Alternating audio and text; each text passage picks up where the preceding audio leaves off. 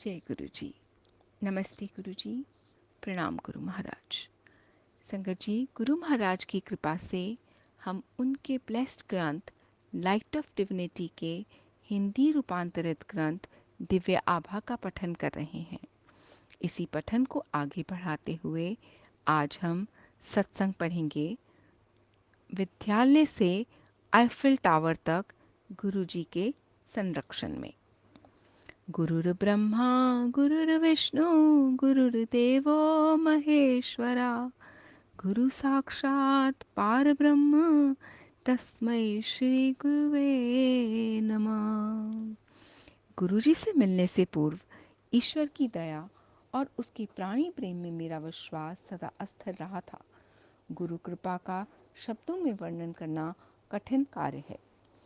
जिस भांति परमात्मा प्रार्थनाओं का फल देते हैं, उसी प्रकार गुरु जी के सत्संगों में वक्ता और श्रोता दोनों को वरदान और असीम आनंद प्राप्त होता है। मैंने सुना है कि ईश्वर हमारे कर्म अनुसार परिणाम देते हैं, किंतु मैंने गुरु जी को अपनी दिव्य ज्वाला में हमारे दुष्कर्मों को जलाते हुए देखा है। फलस्वरूप हम उस जीवन से उभर सके हैं जो उनके केवल चरण स्पर्श कर कृतज्ञ हुए बिना जीना पड़ता। गुरु जी के प्रथम दर्शन के समय मैं 11वीं कक्षा में पढ़ती थी। यद्यपि मेरा जन्म पंजाब में हुआ था, उस समय हम नोएडा में रहते थे और मुझे पंजाबी भाषा का ज्ञान बिल्कुल नहीं था। अतः मुझे शब्द या गुरु जी का कथन बिल्कुल समझ नहीं आते थे। निसंदेह प्रथम दर्शन पर मुझे कितना अच्छा प्रतीत हुआ, यह वर्णन करना बहुत कठिन है। मेरे प्रभु के शब्द मेरी वाणी में। अपने विद्यालय के वार्षिकोत्सव पर मुझे स्वागत भाषण देना था। यद्यपि मैं ये सदा से करती आई थी, इस बार मुख्य अतिथि अति वरिष्ठ अधिकारी थे। मेरे उपसंहार पर सब उपस्थित गणों ने तालियों की गड़गड़ाहट से मेरी प्रशंसा करी। मंच से उतरते ही सबने मेरी सराहना करी और बधाई के पुल बांध दिए। शिक्षकों और सहपाठियों ने अचरज भरे चेहरों से मुझे बताया कि भाषण देते हुए मुझ में परिवर्तन स्पष्ट झलक रहा था। उससे भी अधिक अचंभा तब हुआ जब मुख्य अतिथि का भाषण मेरे कहे हुए पर आधारित था। अंत में उन्होंने मेरे उपसंहार को महत्व देकर उसे ही अपना भाषण समाप्त किया। सबको यह आश्चर्यजनक प्रतीत हुआ, पर मुझे पता था कि गुरु जी की असीम कृपा से ही यह संभव हो सका। वास्तव में जैसे ही मैंने अपना भाषण प्रारंभ किया, मुझ में एक अद्भुत ऊर्जा का संचार होने लगा और मैं अपने शब्दों में उत्तेजना भर सकी। इसके अतिरिक्त मैंने अपने विद्यालय में अनेक बार गुरु जी की पुष्पों भरी सुगंध का अनुभव किया है। कक्षा 12 में सहायता। 12वीं कक्षा में पहुंचने पर अध्ययन का महत्व अधिक हो गया था। एक दिन प्रसाद देते समय गुरुजी ने मेरे विषय पूछे। मैंने उन्हें बताया कि मैं वाणिज्य की विद्यार्थी हूँ, तो उन्होंने अर्थशास्त्र पर प्रश्न कर दिए। उन्होंने मेरे से ऋण नियंत्रण, क्रेडिट कंट्रोल पर प्रश्न पूछा, तो उत्तर पता होने पर भी मैं बुद्धि शून्य हो गई। यद्यपि उस समय मुझे समझ नहीं आया, आने वाले समय में मुझे पता लगा कि गुरुजी ने क्या किया था। गुरुजी के चेतावनी से मैं इस विषय पर विशेष ध्यान देने लगी। इसके बाद जो हुआ उसके लिए मैं तत्पर थी। वर्ष के उत्तरार्ध में हमारी अर्थशास्त्र की अध्यापिका चली गई और यह विषय स्वयं पढ़ना पड़ा। गुरुजी की सावधानी से मैं सतर्क हो गई थी और बिना किसी कठिनाई के मैंने इस विषय में 97% अंक प्राप्त किए। जैसे जैसे मेरी परीक्षाएं समीप आ रही थीं, गुरुजी के पास दर्शन के लिए जाना कम हो गया। अंशतः उनके निर्देश थे कि मैं पढ़ाई पर ध्यान दूं। 13 जनवरी उत्तर भारत में लोहड़ी के दिन मैं अपने माता पिता और भाई के साथ गुरुजी के दर्शन के लिए गई थी। परीक्षाएं समाप्त होने से पूर्व यह अंतिम दर्शन होने की संभावना थी। गुरुजी उस दिन स्वयं प्रसाद विस्तृत कर रहे थे और जब तक मेरी बारी आई वह टॉफी दे रहे थे। प्रसाद वहीं पर समाप्त करना है, ऐसा गुरुजी का आदेश था, किंतु टॉफियां अपवाद थीं। सो मैंने थोड़ा सा प्रसाद वहीं पर खा लिया और शेष अपने पास रख लिया। मैं गुरुजी के पास आज्ञा लेने पहुंची तो उनके कमल चरणों को स्पर्श करने झुकी। जब मैं उठ रही थी तो गुरुजी ने अपना एक चित्र निकाला और मुझे दे दिया। यद्यपि उनके पास कोई लिफाफा नहीं देखा था। मैं अति हर्षित हो गई क्योंकि गुरुजी का चित्र तो अमूल्य है। गुरुजी ने उस रात क्या किया था, उन घटनाओं पर घर लौटते हुए चिंतन करने का अवसर मिला। उनके चित्र को अपने हाथों में पकड़े हुए मुझे आभास हुआ कि उसमें से गुरुजी की सुगंध आ रही है और यह परीक्षाएं समाप्त होने तक रही। मैं ये चित्र अपने साथ परीक्षा भवन में ले जाती थी। अंतिम परीक्षा समाप्त होते ही उसमें से सुगंध आनी बंद हो गई, मानो गुरुजी ने अपने चित्र में परीक्षाओं के लिए ही विशेष धारा प्रवाहित की थी। उस रात घर पहुंचने पर जब मैंने बची हुई टॉफियां गिनी तो कुल 12 थीं। प्रत्येक प्रतीक्षा के लिए 2 सॉरी संगत जी, प्रत्येक परीक्षा के लिए 2। गुरुजी के चित्र और इन टॉफियों के साथ मैंने अपनी परीक्षाएं पूर्ण करी।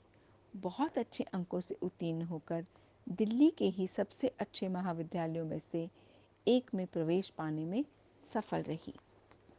प्रेम, आइसक्रीम और सबसे मनोहर जन्मदिन। एक दिन गुरुजी ने कुछ भक्तों के साथ गुड़गांव के एक होटल में जाने की योजना बनाई और मुझे भी साथ आने को कहा। कुछ ही देर में हम सब ब्रिस्टल होटल पहुंच गए। गुरुजी का पूरा ध्यान मुझ पर केंद्रित था क्योंकि मैं सबसे छोटी थी। गुरुजी ने तीव्र गति से होटल का चक्कर काटा और फिर बैठकर सबके लिए शीतल पेय मंगवाए। उसके साथ ही कुछ खाने का आहार आया और बाद में आइसक्रीम भी आई।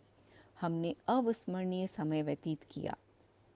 निकलते हुए कारों में चढ़ने के समय गुरुजी ने विशेष रूप से मेरी पूछताछ की और यह ध्यान रखा कि मैं सही प्रकार से उनके स्थान तक पहुंच सकूं।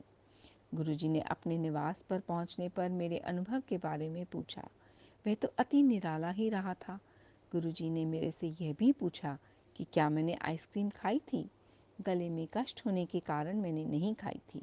गुरुजी ने कहा कि आइसक्रीम खाने से मेरा गला ठीक हो जाता। कालांतर में मुझे पता लगा कि गुरुजी ने मेरे गले का कष्ट समाप्त कर दिया था। उस दिन के पश्चात मेरा गला, जो हर वर्ष एक बार अवश्य खराब होता था, कभी खराब नहीं हुआ। गुरुजी के उत्कृष्ट संरक्षण और प्रेम की विशेष झलक एक दिन और प्रकट हुई। हम संगत में शपथ सुन रहे थे और गुरुजी द्वारा प्रसाद वितरण की प्रतीक्षा कर रहे थे। गुरुजी के आदेश पर प्रसाद लाकर उनके पास रख दिया गया। उस दिन गुरुजी ने जिस ओर मैं बैठी थी उधर से प्रसाद बांटना आरंभ किया। प्रसाद लेने के लिए सबसे पहले मैं ही थी। जैसे ही मैं प्रसाद लेने के लिए उनके पास पहुंची, उन्होंने पंजाबी में यह कहकर कि मैं अपने जन्मदिन का पूर्ण आनंद लूं, विस्मित कर दिया। संगत में किसी को मेरे जन्म दिवस के बारे में पता नहीं था और मेरे परिवार के किसी सदस्य ने उनको बताया भी नहीं था। यह मेरा मनमोहक जन्म दिवस रहा। गुरुजी असंभव करते हुए दिल्ली विश्वविद्यालय में दिल्ली विश्वविद्यालय से स्नातक में उत्तीर्ण होने के बाद मैं कुछ भी नहीं कर रही थी। गुरुजी ने मुझे सिम्बोयसिस, एक प्रमुख संस्था से पत्राचार द्वारा MBA करने के लिए निर्देश दिए। मैं अंतिम समय में प्रपत्र भरकर प्रवेश पाने में सफल रही। परीक्षाओं के लिए मैंने दक्षिण दिल्ली केंद्र अपना प्रथम विकल्प दिया था, किंतु दुर्भाग्य से मुझे दिल्ली के दूसरे छोर पर केंद्र मिला। मेरे पिता ने अंतरण के लिए आवेदन दिया, पर पुणे से उत्तर मिला कि एक बार केंद्र निर्धारित होने पर उसे बदलना संभव नहीं है। प्रतिदिन परीक्षाओं के कारण मेरा एक दिशा में 45 किलोमीटर यात्रा करना संभव नहीं था। अतः निर्णय लिया गया कि मैं अपनी दादा दादी के पास रहूं, जो उस केंद्र से 10 से 15 किलोमीटर दूर रहते थे। नोएडा में उनके पास रहने से मेरा गुरुजी के पास जाना असंभव था। किसी प्रकार से मैंने पहली परीक्षा तो दे दी, किंतु मैं इतनी दुखी थी कि मेरा मन शेष परीक्षाओं को छोड़ने का बन रहा था। मैं रोई और गुरुजी द्वारा किसी प्रकार से उस स्थिति से निकालने के लिए विनती करी। उसके पश्चात जो हुआ उसकी कल्पना भी नहीं की थी।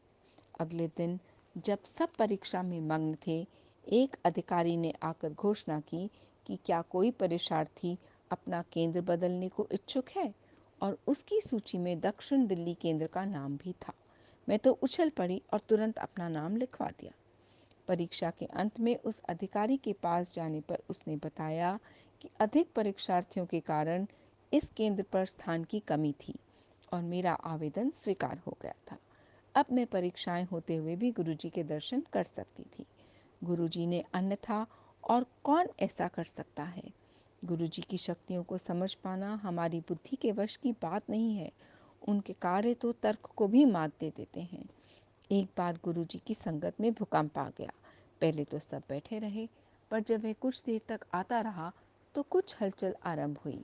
यह देखकर अटल बैठे गुरुजी ने अपने मोड़ कर रखे हुए दोनों पैर पृथ्वी पर रख दिए। कंपन तुरंत बंद हो गए। एक दिन गुरुजी कुछ अनुयायियों के साथ, जिनमें मैं भी थी, बड़े मंदिर भी गए। मुख्य द्वार पर निर्माण कार्य प्रगति पर था और सुविधा के लिए ईंटों पर एक लकड़ी का फट्टा रख दिया था। हम फट्टे पर चलकर प्रवेश किया, लेकिन गुरुजी ने गीले सीमेंट पर चलकर प्रवेश किया। हम ये देखकर अति अचंभित रह गए कि उनके चलने से कोई चिन्ह नहीं थे, किंतु जब हमने उसी स्थान पर बहुत हल्के से उंगली लगाई तो उसके भी निशान बन रहे थे। 15 दिन में विवाह। एक बार गुरुजी की शरण में आने पर वे हमारी सब चिंताओं और कष्टों का निवारण करते हैं। चूँकि हमारा ज्ञान हमारे अनुभवों और वर्तमान परिस्थितियों तक ही सीमित है, हमें स्वयं की आवश्यकताओं को समझने की सामर्थ्य भी सीमित है। इसके विपरीत गुरुजी को उनका पूरा ध्यान है और उसके लिए वे प्रावधान भी कर देते हैं। गुरुजी ने मेरे विवाह का भी प्रबंध किया हुआ था और मेरी माँ को 6 वर्ष पूर्व ही बता दिया था कि ये घटना कब घटेगी, पर उसकी गति सबके लिए अति तीव्र थी। अप्रैल के आरंभ में गुरुजी ने मेरे पिता से पूछा, क्या किसी प्रस्ताव पर विचार हो रहा है? मेरे पिता ने उत्तर दिया कि एक प्रस्ताव आया अवश्य है, किंतु उस पर गंभीरता से विचार नहीं हुआ, क्योंकि अभी मेरे विवाह के बारे में सोचा नहीं जा रहा। गुरुजी ने कहा, उस पर विचार किया जाए। मेरे पिता ने तब इस बारे में परिवार से चर्चा करी। मेरे होने वाले वर स्वीडन में रहते थे और 16 अप्रैल को 1 मास के लिए भारत आ रहे थे। यह निश्चित हुआ कि दोनों परिवार 17 अप्रैल को मिलेंगे। उस दिन जब हमारी पहली भेंट हुई तो कुछ ही देर में पूरा वातावरण उल्लासित हो गया। जब व्यवस्थाएं उसी समय तय हो गईं और थोड़ी ही देर में हमारे बीच अंगूठी का आदान प्रदान भी हो गया। एक आध दिन में पाणी ग्रहण की तिथि भी निश्चित हो गई। उसी मास की 30 तारीख विवाह के सब प्रबंध अति तत्परता से किए गए और निश्चित तिथि को विवाह संपन्न हो गया। यद्यपि गुरुजी विवाह में उपस्थित नहीं थे, किंतु उनकी भावना सब चीज में दृष्टिगोचर थी।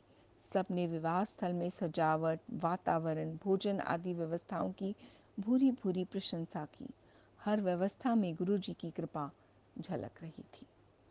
गुरुजी के साथ आईफल टावर पर। मेरे पति को मई के मध्य में वापस लौटने की योजना थी, क्योंकि उन्हें उतना ही अवकाश मिला था।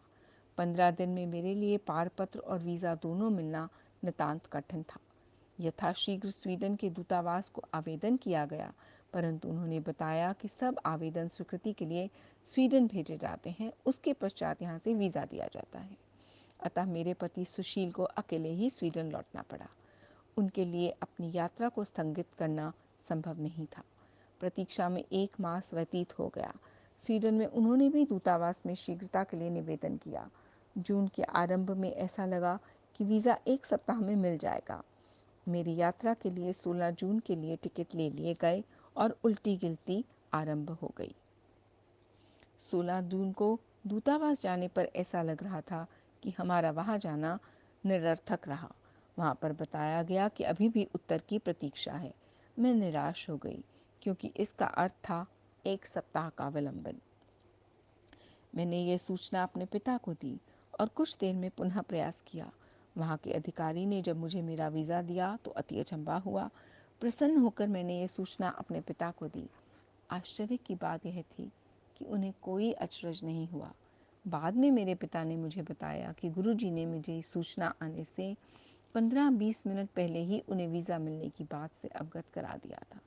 मैं समझ गई कि उस दिन गुरुजी के हस्तक्षेप के बिना वीज़ा मिलना असंभव था।